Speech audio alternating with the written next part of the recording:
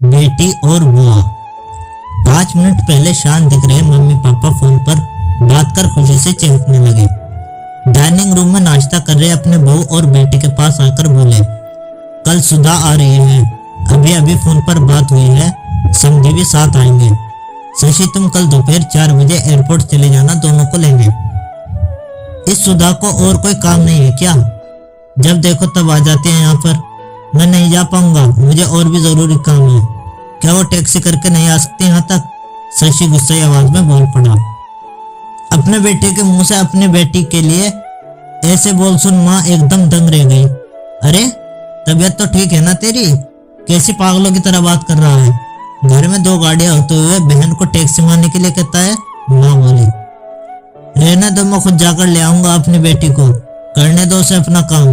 अभी सुधा का बाप जिंदा है और मैं नहीं चाहता कि मेरी बेटी को उसके ससुराल वालों से ताने सुनने पड़े कि एक लौती बेटी होते हुए भी उसे गाड़ी लेने नहीं भेजी या उसके स्वागत में कोई कमी रह गई।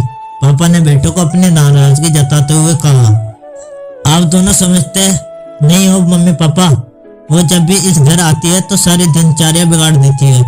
वो तो आराम से बैठी रहती है किसी महारानी की तरह, हम सबको उसके आवभगत में लगना पड़ता है। मेरी पत्नी का तो पूरा दिन ही दीदी और जीजा जी के आगे पीछे उनके ऑर्डर पूरे करते हुए निकल जाता है। गुस्से से शशि बोला, आज क्या हो गया है तुझे? कैसी बेकी बेकी बातें कर रहा है? बहन है तेरी, कोई पराई तो नहीं है।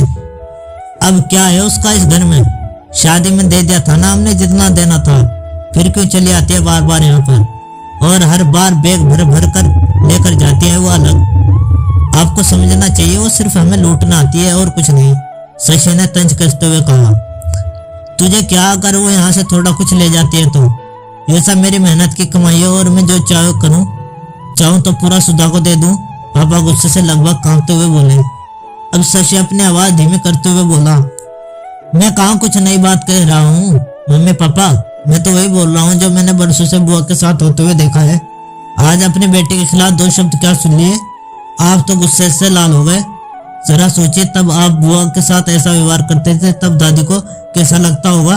बुआ जो हम पर इतनी जान छिड़कती है, आपने कभी उनके और उनके ससुराल वालों के मान सम्मान के बारे में परवाह नहीं की।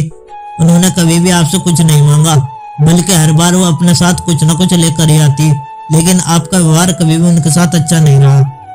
दादी ने भी आपसे कभी नहीं कहा कि मेरी बेटी के पैसे दे दो या कुछ खरीद कर दे दो। फिर भी दादी को आपके यहाँ इतनी भी परवाह की नहीं थी कि वो आपकी बेटी को कुछ दिनों के लिए अपने पास बुलाकर रहने दे। अपनी बेटी का ऐसा अपमान वो सहन नहीं कर पाई, इसलिए वो गांव में पुराने घर में अकेले रहने चली गई।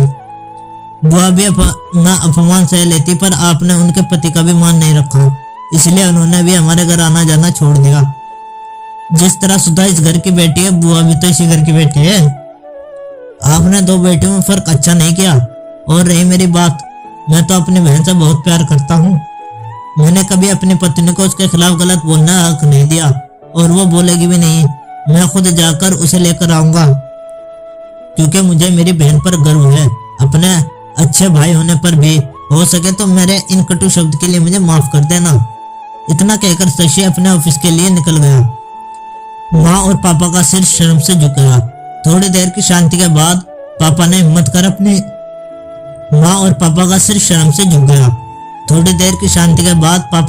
कर अपनी बहन को फोन लगाया। बहन के फोन उठाते ही वो फूट फूट कर रो पड़े और बोले, दीदी हमें माफ कर दीजिए, हमने इतने साल आपके साथ जो भी दुर्व्यवहार किया उसके लिए हम सच में शर्मिंदा हैं।